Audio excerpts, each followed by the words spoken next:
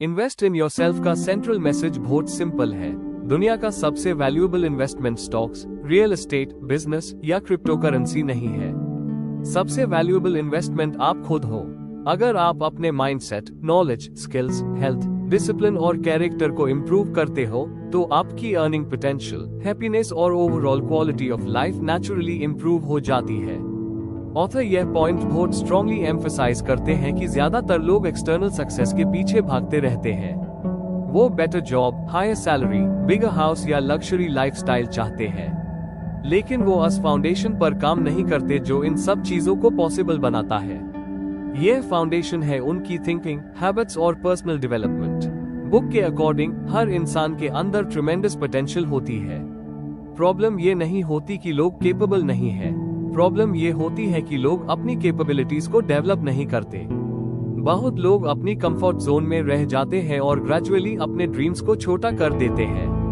Author readers को encourage करते हैं कि वो अपने आप को एक अनफिनिश्ड प्रोजेक्ट की तरह देखें। हर दिन ग्रोथ के लिए एक अपॉर्चुनिटी है। बुक का एक इम्पोर्टेंट आइडिया माइंडसेट के अराउंड रिवॉल्व करता है। ऑथर कहते हैं कि रियलिटी को देखने का तरीका हाई रियलिटी को शेप करता है। दो लोग सेम सिचुएशन फेस कर सकते हैं, लेकिन उनके रिजल्ट्स कंप्लीटली डिफरेंट हो सकते हैं क्योंकि उनकी इंटरप्रिटेशन डिफरेंट होती है।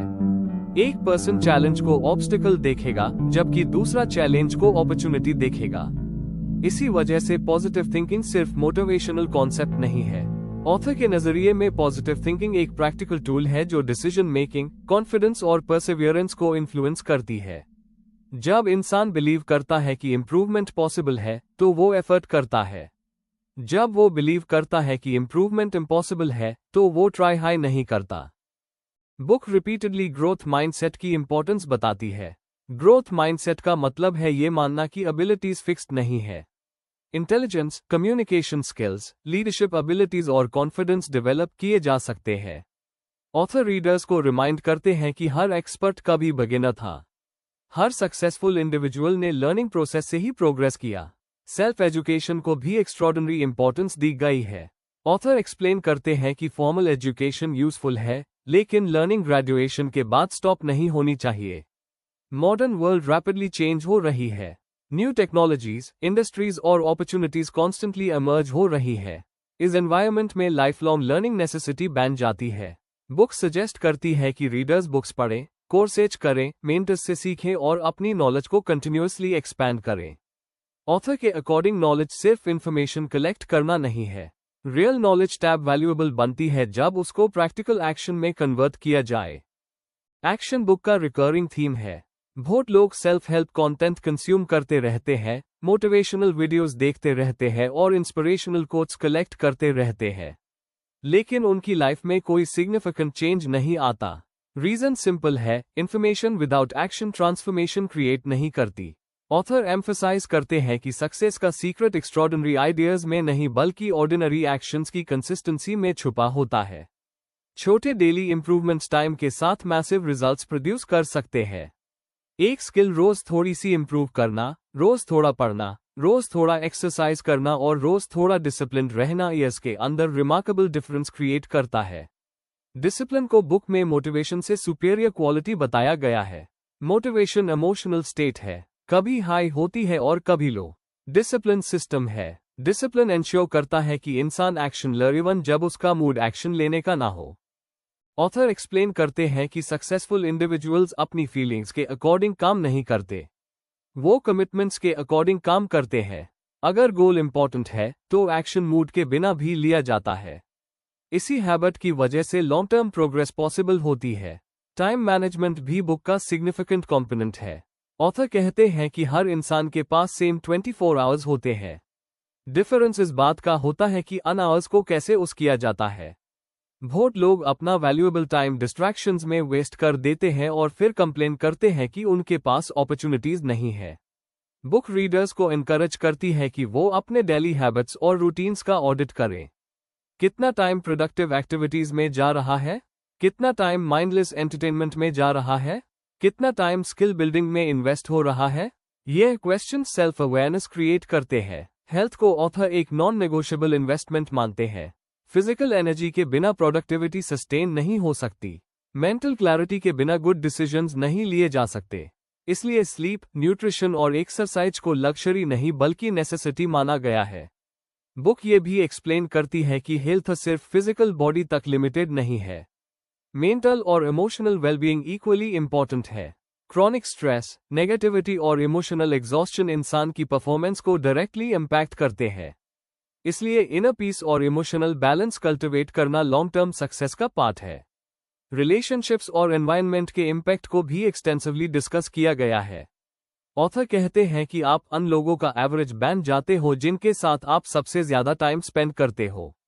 अगर सराउंडिंग एनवायरनमेंट ग्रोथ ओरिएंटेड है तो डेवलपमेंट ईजियर हो जाती है। अगर एनवायरनमेंट नेगेटिव है तो प्रोग्रेस डिफिकल्ट हो सकती है। बुक रीडर्स को एनकरेज करती है कि वो कॉन्शियसली अपनी कंपनी चूज करें।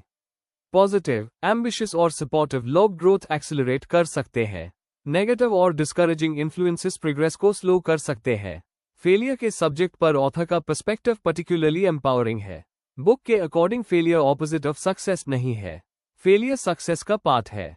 हर मिस्टेक वैल्यूएबल फीडबैक प्रोवाइड करती है। हर सेटबैक लर्निंग अपॉर्चुनिटी क्रिएट करता है। ऑथर रीडर्स को चैलेंज करते हैं कि वो फेलियर को पर्सनल रिजेक्शन के रूप में देखना बैंड करें। जब इंसान फेलियर से डरना छोड़ देता है तब वो एक्सपेरिमेंटेशन और ग्रोथ के लिए ओपन हो जाता है। ये ओपननेस ही इनोवेशन और अचीवमेंट का सोर्स बनती है। सेल्फ कॉन्फिडेंस को भी इन्वेस्टमेंट कैटेगरी में रखा गया है। कॉन्फिडेंस नेचुरली डेवलप होता है जब इंसान रिपीटेडली अपने प्रोमिसेस को फुलफिल करता है। जब आप खुद से कमिटमेंट करते हो और उस पर एक्शन लेते हो तो सेल्फ ट्रस्ट बिल्ड होता है। यह सेल्फ ट्रस्ट ग्रेजुअली कॉन्फिडेंस में ट्रांसफॉर्म हो जाता है। बुक का एक डीपर मैसेज सेल्फ वर्थ से रिलेटेड है।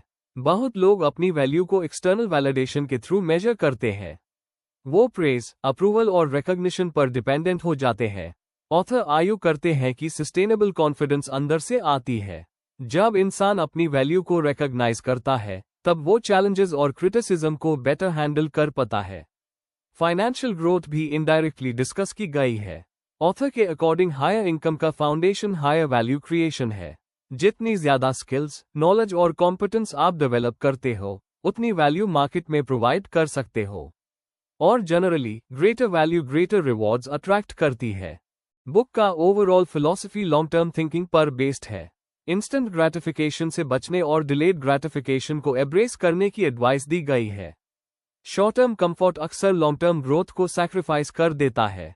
Long term investment mindset, patience और परसिस्टेंस डिमांड करता है।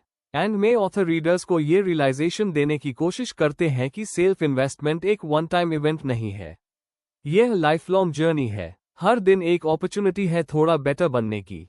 हर स्किल जो सीखी जाती है, हर हेल्दी हैबिट जो डेवलप की जाती है और हर पॉजिटिव माइंडसेट शिफ्ट जो अडॉप्ट किया जाता है फ्यूचर को स्ट्रॉन्गर बनाता है। बुक का ओवरऑल कंक्लूजन यह है कि जब आप खुद पर इन्वेस्ट करते हो तो सिर्फ एक एरिया इंप्रूव नहीं होता।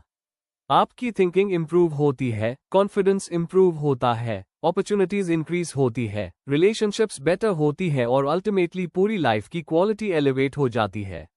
सेल्फ इन्वेस्टमेंट को ऑथर लाइफ का हाईएस्ट रिटर्न इन्वेस्टमेंट मानते हैं क्योंकि इसका बेनिफिट हर दूसरे एरिया में मल्टीप्लाई होकर नजर आता है।